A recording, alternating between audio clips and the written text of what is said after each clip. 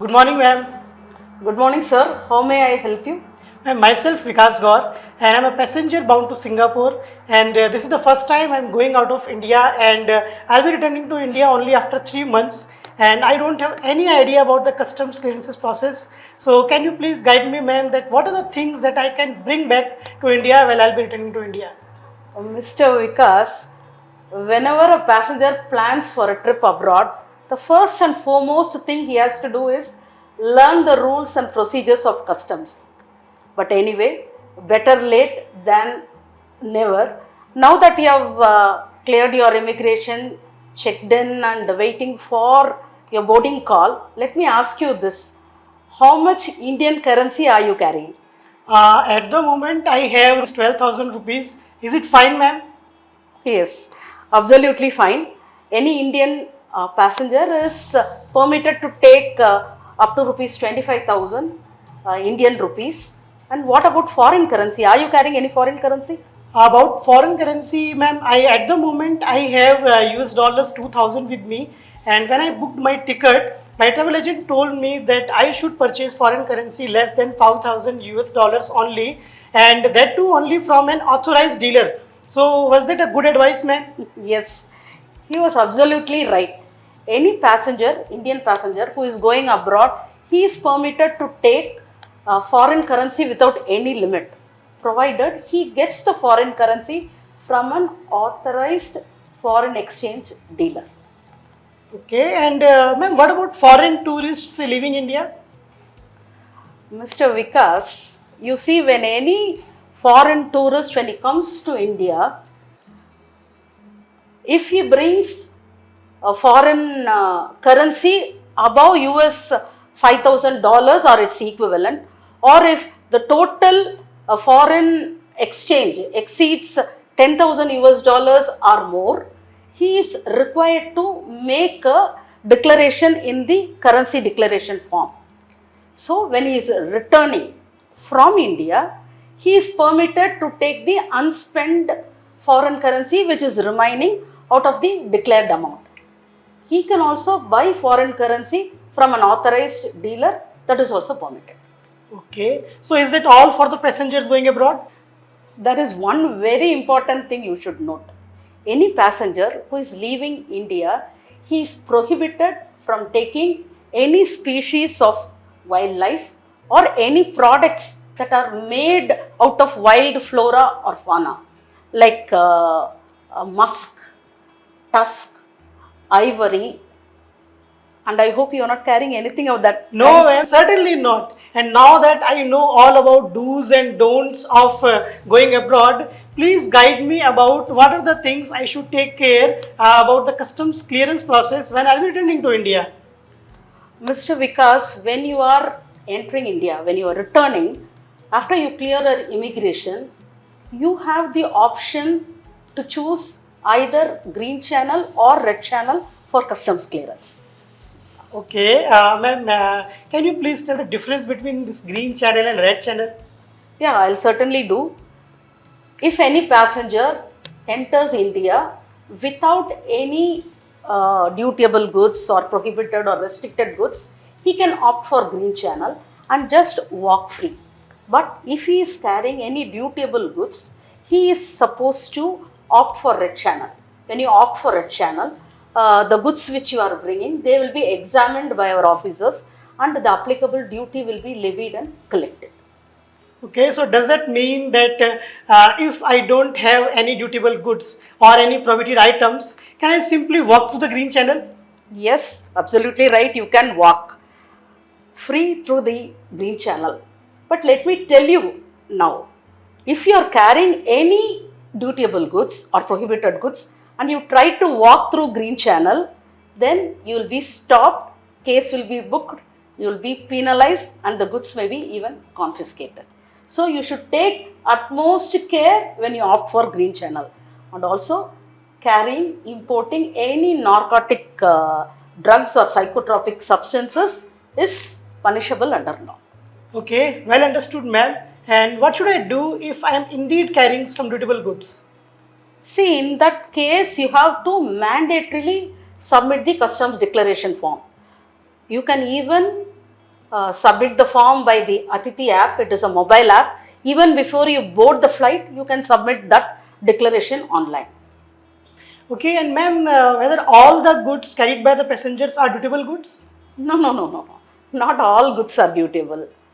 Your personal effects, used personal effects, your travel souvenirs, they are cleared free of duty.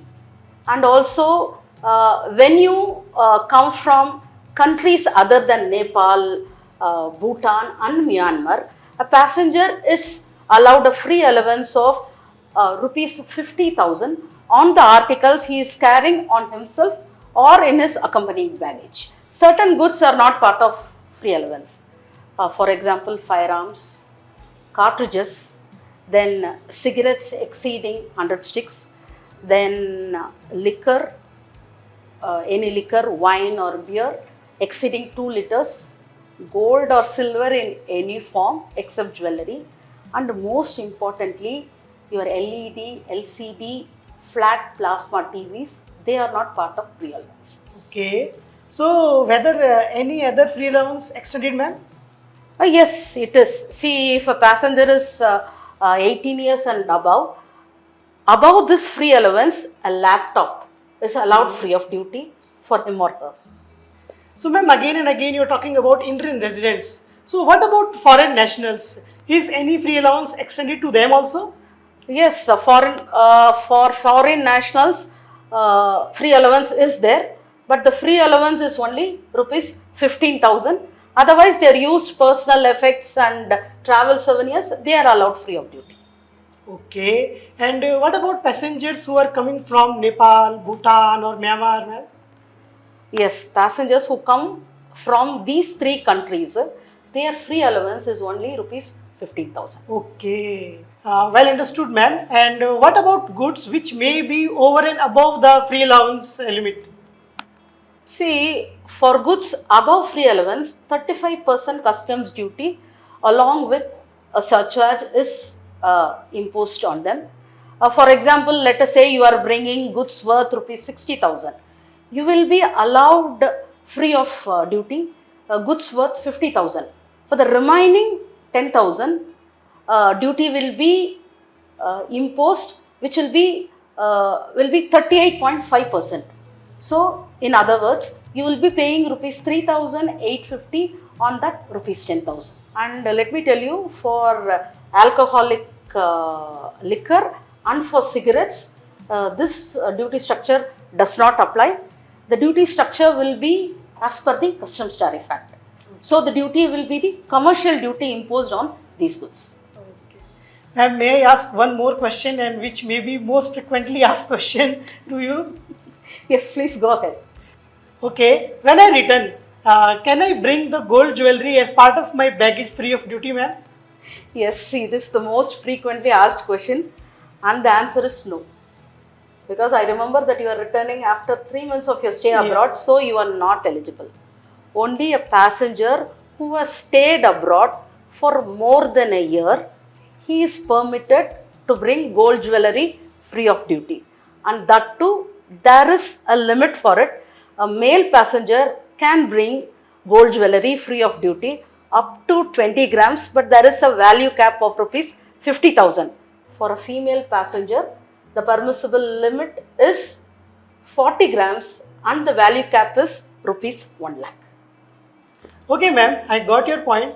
But one of my aunt who was staying in Canada for more than a decade, she came to India last year and she brought 1 kg gold with her, and she was allowed to do that. So how was that allowed, ma'am? Yes, it will be allowed, because any passenger holding Indian passport or any passenger of Indian origin, if he or she had stayed abroad for more than 6 months, he or she is eligible to bring 1 kg of gold, but under certain conditions. Okay, and what are those conditions, ma'am? The weight of gold, including jewelry, should not exceed 1 kg, and a concessional rate of duty of 10% plus 5% of AIDC and 10% of SWS, which will all combine to make 16.5% of duty will be levied on gold, and the duty will be paid, or rather should be paid, in convertible foreign currency. That are the conditions. Okay, and ma'am, now that you have cleared all my doubts about gold, I have some doubts about silver also. What about silver, ma'am? Whether it can also be allowed to be imported as baggage? Yes, it is. Same rules hold good for silver also, but you are permitted to import a silver up to 10 kgs. Okay, ma'am. So if it is not much of a bother to you, can I ask some more questions, ma'am? Please go ahead. We are here to assist you only. And in our department, we want the passengers to be more educated about passenger clearance and all the other procedures related to the clearance. So we really welcome your queries. Please go ahead. Thank you, ma'am. It's much appreciated. And what about drones, ma'am? Whether drones can also be imported as baggage? No, drones are not permitted to be imported unless and otherwise a license is issued by the WPC wing of the Department of Telecommunications. And when you are bringing drones, you are expected to opt for red channel and make a declaration of the fact that you are carrying such drones. Okay, and I have one more question, ma'am. That one of my friends want to bring a pet dog from London. Is it allowed, ma'am? Yes, import of pets, cats and dogs, import of 2 pets are allowed per passenger, provided they are transferring their residence after 2 years of stay abroad. The only condition is that they have to obtain the NOC from the Animal Quarantine Department, and this facility is extended to airports which have the animal quarantine facility like Delhi, Mumbai, Calcutta, Chennai, Hyderabad and Bangalore. Yes. Ma'am, one final question. Can expensive items and expensive gadgets like camera, projectors, which were taken out of India, when they are being brought back, are they dutiable? See, actually, Mr. Vikas, when you are leaving India, when you are carrying any such costly gadgets, which can be identifiable by serial numbers or any other marks, what you have to do is at the time of departure, you have to approach the customs officer on duty there and they will issue the export certificate. So, on your return, you can show that export certificate and get these things cleared of customs without any payment of duty. Okay, thank you so much, ma'am, for being so kind and so patient and listening to all my queries and answering them so patiently. And now I have got a very good idea about all the custom clearance processes. And thank you so much, ma'am. It's been my pleasurable duty to have answered your questions. As I said earlier, we want all the passengers to learn about the rules and regulations of our department. For any further enquiries, please visit our official website cbic.gov.in. Be a very responsible flyer and have a great flight. Thank you, ma'am. Thank you so much. Yes.